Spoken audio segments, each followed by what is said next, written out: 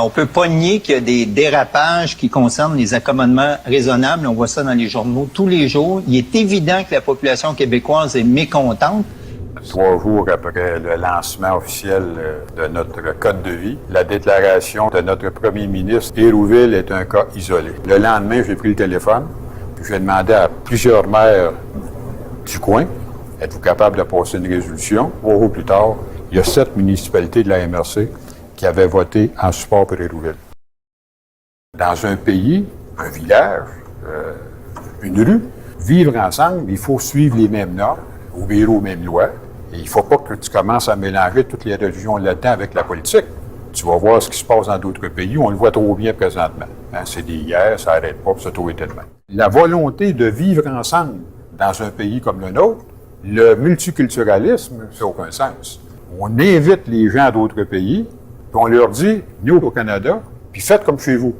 Et si vous voulez séparer clairement l'État des religions, mais regardez le code de vie d'Hérouville, vous allez comprendre. De définir les conditions migratoires d'un pays, je ne pense pas que ce soit son rôle.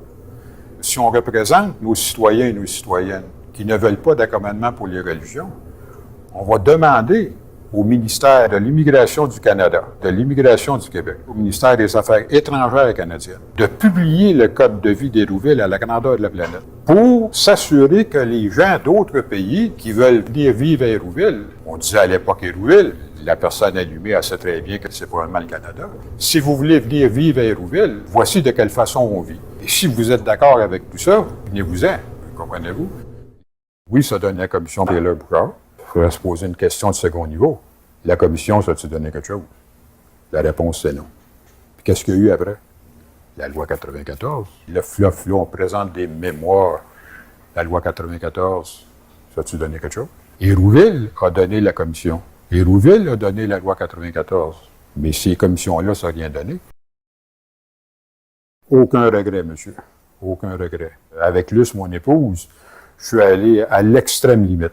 On a été comme il faut un bon 5 à 6 mois sur la sellette, 7 jours par semaine, 24 heures par jour.